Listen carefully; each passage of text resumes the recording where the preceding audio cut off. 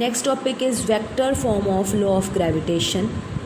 Let us consider two bodies of mass m1 and m2, which are these two bodies are placed at point A and at point B, and the separation between these 2 points is r.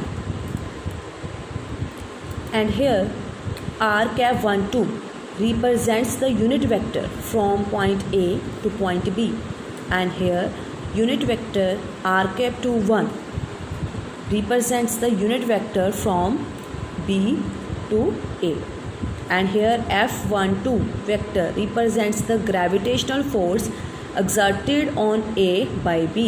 Means 2 ने 1 पे force exert की. 2 कौन है यहाँ पे? M2 जो मास पड़ा है यहाँ पे, मतलब B ने 1 पे A पे फोर्स एक्सर्ट की. Similarly F21 vector represents the force exerted on B by A. Means 1 ने 2 पे फोर्स एक्सर्ट की. Clear? So Newton's law of gravitation can be expressed as, अगर हम यहाँ पे पहले ये फोर्स को कंसीडर करते हैं F12 vector which is equal to G m1 m2 upon r square into unit vector. Unit vector क्या आएगा? r cap 2 1. यहाँ पे नेगेटिव साइन आएगा साथ में. Here the negative sign shows that the direction of force, that is F12 vector, is opposite to that of the r cap 2 1. Clear? यहाँ पे ये कौन सी फोर्स है जो 2 ने 1 पे एक्सर्ट की, इज इक्वल टू, तो minus G small m1 m2 upon r square minus sign यहाँ पे जो आया है, इसको हम ऐसे भी कह सकते हैं कि जो इन दोनों मासेस के बीच में फोर्स ऑफ अट्रैक्शन है उसके कारण यहाँ पे नेगेटिव साइन आया है. और आर कैप 2 1 ये क्या रिप्रेजेंट कर रहा है? Unit vector. यूनिट वेक्टर किसका? फ्रॉम यूनिट वेक्टर रिप्रेजेंट कर रहा है फ्रॉम बी टू ए, क्योंकि बी ने ए पे फोर्स लगाई, मीन्स 2 ने 1 के ऊपर फोर्स लगाई. बट यहाँ पे नेगेटिव साइन डालेंगे क्योंकि इसकी डायरेक्शन इधर है और इसकी डायरेक्शन इधर है. F12 वेक्टर की डायरेक्शन इधर है और आर कैप 2 1 की इधर है. So both direction are equal and opposite, so here we get the negative sign. ऐसे भी आप इसको हम अंडरस्टैंड कर सकते हो.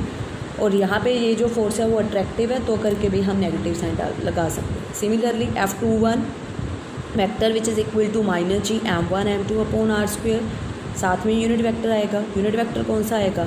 r cap 1 2. अब F21 कौन सी फोर्स है? जो 1 ने 2 पे लगाई, मीन्स A ने B पे लगाई, और इसकी डायरेक्शन किस तरफ आएगी फोर्स की? टुवर्ड्स A, क्योंकि ये इसको अट्रैक्ट कर रही है. ठीक है. सिमिलरली तो यहाँ पे यूनिट वेक्टर कौन सा आएगा?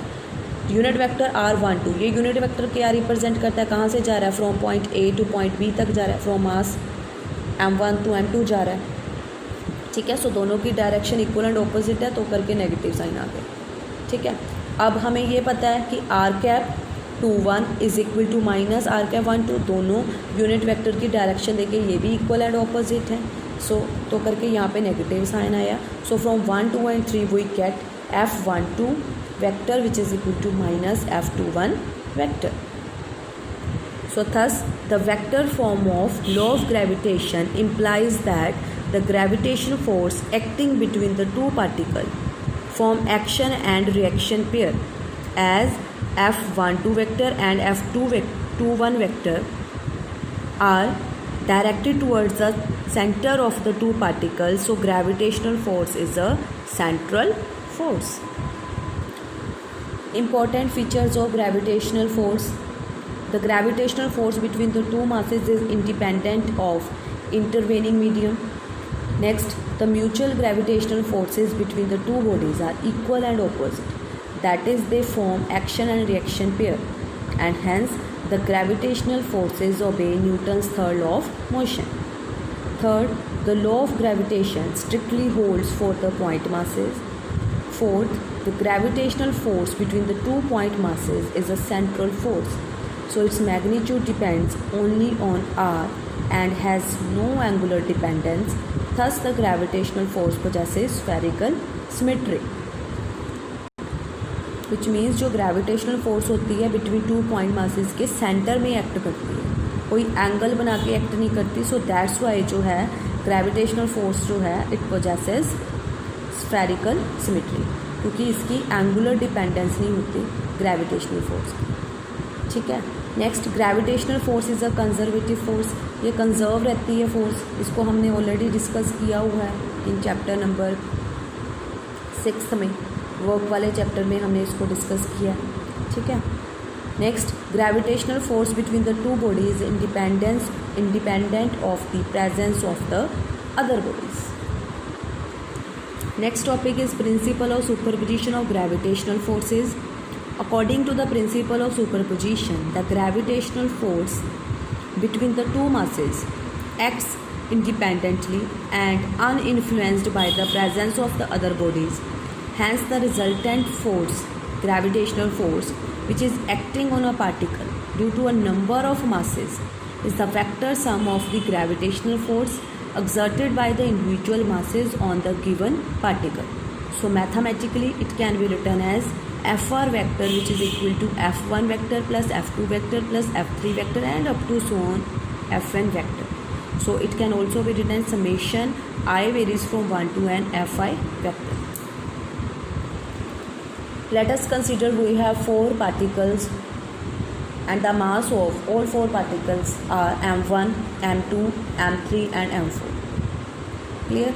Now the total gravitational force on the point mass m1 is a vector sum of gravitational force exerted by this point mass, by this point mass, by this point mass. Means m1 पे अगर हम force check कर रहे हैं कि total force इस point mass पे कितनी एक्ट करी है, इसकी सराउंडिंग में कितने मास पड़े हैं m2, m3, m4, वो मासेस ने जितनी टोटल यहाँ पे जितनी फोर्सेस लगाई उन सारी फोर्सेस को सम अप करके हम बताएंगे कि ये जो मास m1 है ये कितनी टोटल ग्रेविटेशनल फोर्स एक्सपीरियंस कर रहा है, ठीक है। अब let us suppose the unit vector r1 cap two 1, ये जो यूनिट वेक्टर है this is from m2 to m1 है, and similarly r cap 41 this is a unit vector from m4 to m1, and similarly the unit vector r cap 31 is from m3 to m1, and the force which is exerted by m2 on m1 is F12 vector whose direction is along the direction of the m2. Similarly, F13 vector represent the force which is exerted by m3 on m1. Similarly, F14 vector represent the force which is exerted by the m4 on m1. Clear? So, F12 vector is equal to, means this is equal to minus g m2 m1 upon r square 21 into unit vector.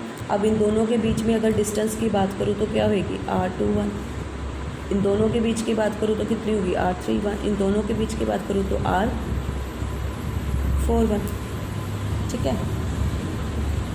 तो यहाँ पे negative sign जो है again ये represent करेगा कि F12 की direction इधर है और r कैप 21 की ऑपोजिट है, और यहाँ पे हम ये भी बोल सकते हैं कि जो यहाँ पे फोर्स है एक्ट कर रही है gravitational force between m1 and m2 is attractive in nature.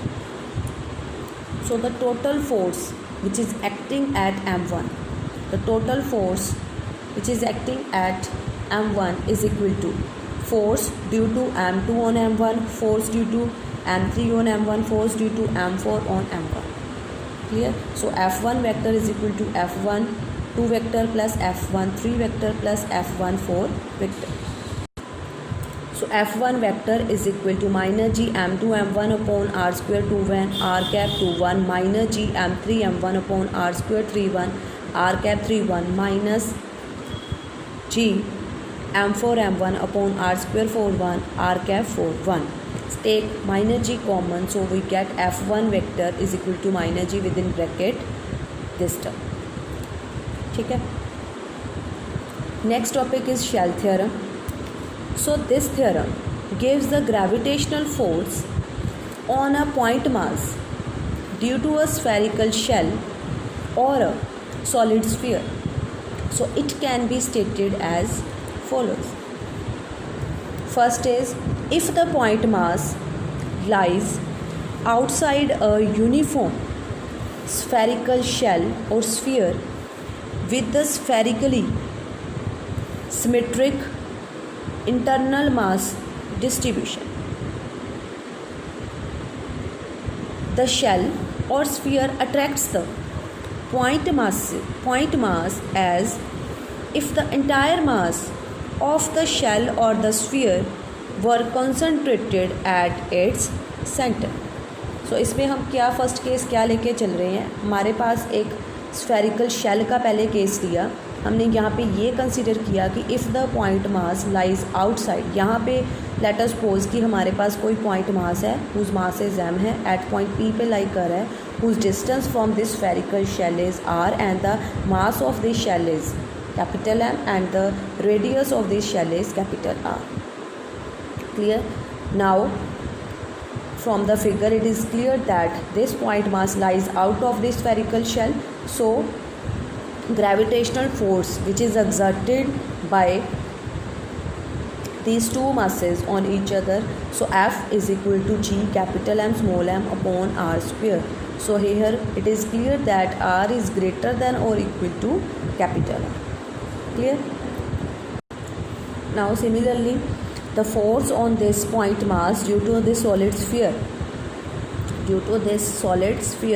is equal to F G capital M small m upon R square when R is greater than equal to capital R. Let us suppose here capital R represents the radius of this solid sphere and the mass of this solid sphere is capital M. Clear?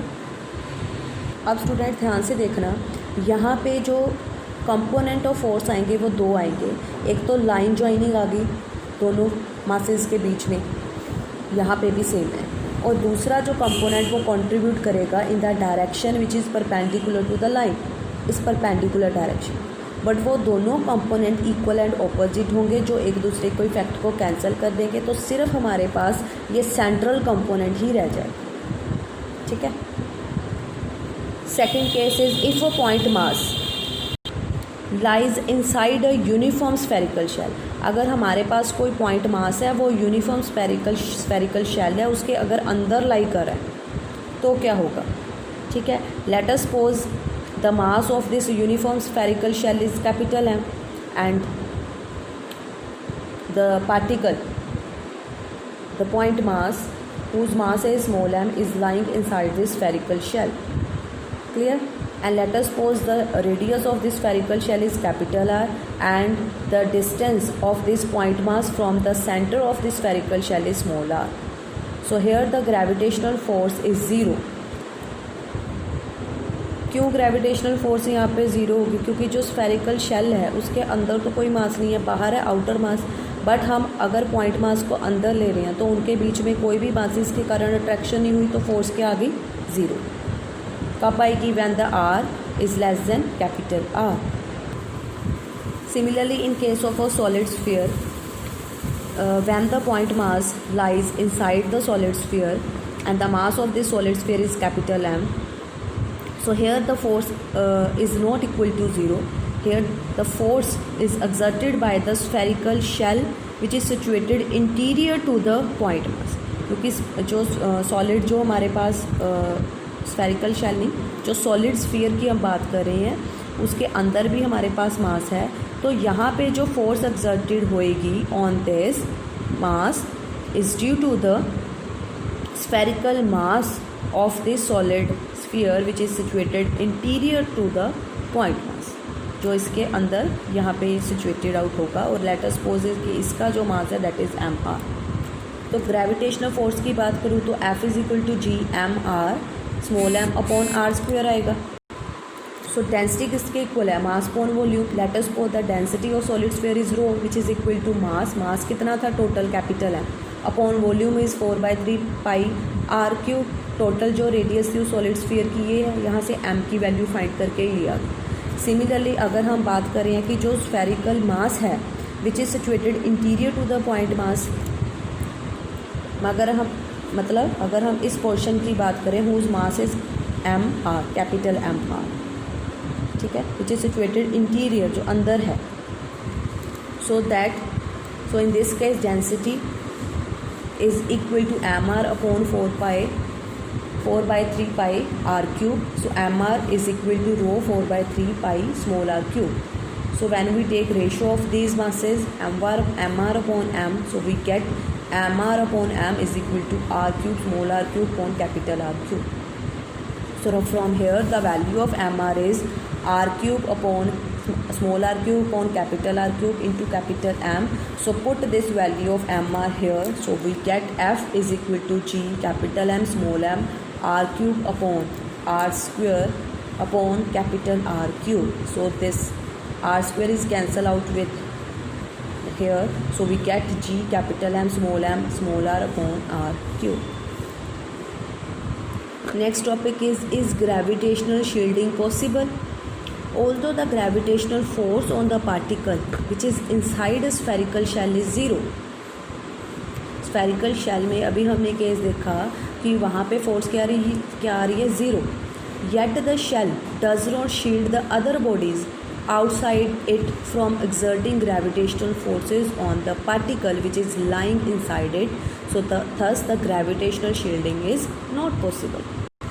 Means अगर हम यहाँ पे बात करें कि हमारा जो point mass है वो स्फेरिकल जो शेल है उसके अंदर है, तो इस केस में the gravitational force on this particle inside a spherical shell क्या आ रही है? ज़ीरो. ठीक है. So yet the shell does not shield, but ये जो शेल है ये शील्ड नहीं कर सकती अगर इसके बाहर कोई और बॉडी पड़ी है और उसका मास कोई है हमारे पास m1. Late us suppose this is a solid sphere जो बाहर पड़ा है, ये जो शेल है इसको इसके ऊपर फोर्स लगाने से नहीं रोक सकती. Means this spherical shell does not shield the other bodies which is outside it from exerting the gravitational force on this point mass. So therefore the gravitational जो shielding है is not possible. Example 5th on page number 8.7. A mass capital M is broken into two parts of masses small m1 and m2. How are m1 and m2 related so that the force of gravitational attraction between the two parts is maximum? अब इस numerical में उन्होंने हमें कहा है कि कोई मास है कैपिटल है वो m, वो ब्रेक हो रहा है. मास कैपिटल m है वो ब्रेक हो रहा है. ब्रेक होके वो वहाँ पे दो बॉडीज़ बन गई जिसका मास एक का m1 है दूसरे का m2 है. और यहाँ पे m1 m2 की वैल्यू को हम फाइंड आउट करना चाहते हैं. लेट अस सपोज कि m1 is equal to small m, तो m2 क्या होगा? टोटल कितना मास था? m कैपिटल M, तो उसमें से स्मॉल m माइनस कर दो तो capital M minus small m. तो gravitational force between these two particle, ये जो हमारे पास पार्टिकल बन गए जिसका मास m1 m2 है, इनके दोनों के बीच में जो ग्रेविटेशनल फोर्स होगी, लेट अस सपोज F जो ग्रेविटेशनल फोर्स इनके बीच में एक्ट कर रही है और इन दोनों के बीच में डिस्टेंस कितनी है? r. So F is equal to g m1 m2 upon r square. The value of m1 is small m, the value of m2 is capital M minus small m. So put here, so F is equal to g upon r square capital M small m minus m square. Now when we differentiating this with respect to m, इसको हम differentiate करना जा रहे हैं with respect to m. ठीक है. So df upon dm which is equal to, यहाँ पे अगर डिफ्रेंशिएट करोगे, ध्यान से देखना, अगर इस साइड पे डिफ्रेंशिएट अगर हम कर रहे हैं, सो जब डिफ्रेंशिएट करेंगे तो क्या आएगा? df upon dm which is equal to d upon dm within bracket g upon r square, again within bracket capital M small m minus m square. So यहाँ पे राइट हैंड साइड पे जो differentiation है इसको अलग अलग किया. So d upon dm g within bracket capital M small m bracket close upon r square, ये भी विद इन ब्रैकेट है, minus d upon dm within bracket g upon r square, again within bracket m square. Clear. So now we know that g is the gravitational constant which is constant, so we can take constant out of this differentiation. So g and here differentiation is with respect to m, so here r is also constant, so take r square common out of this bracket. So we get within differentiation is d upon dm capital M small m minus यहाँ से भी g upon r square constant है तो बाहर आ जाएगा. तो within differentiation कौन सी टर्म रहेगी? d upon dm within bracket m square. So यहाँ पे जो कैपिटल M है अगेन कांस्टेंट है, इसको बाहर निकाला, अंदर क्या रह गया? d small m upon dm minus g r square. इसका डिफ्रेंशिएशन लोगे तो क्या आएगा? 2m dm अपॉन dm. ये डिफ्रेंशिएशन का यहाँ पे हमने फॉर्मूला यूज़ किया dx raise to power n D X raise to power N upon D T is equal to, जो एन यहाँ पे पावर है ये आगे आ जाएगी और एक्स की पावर एक माइनस कम हो जाएगी, so N X N minus one into D X upon D T. इसका फिर से डेरिवेटिव होगा इस टर्म का जो यहाँ पे एक्स है with respect to D T. यहाँ पे एक्स की जगह पे क्या है एम, ठीक है, सो यहाँ पे क्या आया और पावर एन की जगह पे क्या है टू, सो टू एक्स की जगह पे M N minus one two minus one that is one, इसकी पावर वन आ गई और उसका फिर से डेरिवेटिव लेना जो यहाँ पे टर्म होगी तो डी एम किसके विद रिस्पेक्ट टू ले रहे हैं डी एम, सो ये इसके साथ कैंसिल हो गया, so we get G capital M upon R square, again ये इसके साथ कैंसिल हो गया minus two M capital G upon R square, so we get G upon R square within bracket capital M minus two M, so D F upon D M derivative of f with respect to m is equal to g upon r square within bracket capital M minus 2 small m। सो यहाँ पे उन्होंने बोला कि हमने इन दोनों masses को आपस में रिलेशन देना है, मतलब इन दोनों की वैल्यू को फाइंड करनी है when the gravitational attraction between these two part is maximum, मतलब when the force is maximum, force maximum कब होगी, डी एफ अपॉन जब फर्स्ट डेरिवेटिव को इक्वल टू ज़ीरो, इसको ज़ीरो के बराबर पुट कर देंगे, इसकी वैल्यू हमने तो करके फाइंड की पहले, सो यहाँ पे इसको ज़ीरो के बराबर पुट किया, अब जी अपॉन आर स्क्वेयर ज़ीरो नहीं हो सकता तो यही पॉसिबिलिटी है कि ये ज़ीरो होगा, ठीक है, so M capital M is equal to small M आ गया, स्मॉल एम की यहाँ से वैल्यू क्या निकल गई capital M by two, so which means that यहाँ पे एम वन की वैल्यू क्या आ गई इक्वल टू एम है which is equal to capital M by two, मतलब इसका हाफ ये है तो ऑब्वियसली इसका हाफ भी ये होगा, clear, so m1 is equal to m which is equal to m by 2, so similarly m2 which is equal to capital M minus small m which is equal to capital M minus m by 2 which is equal to m by 2।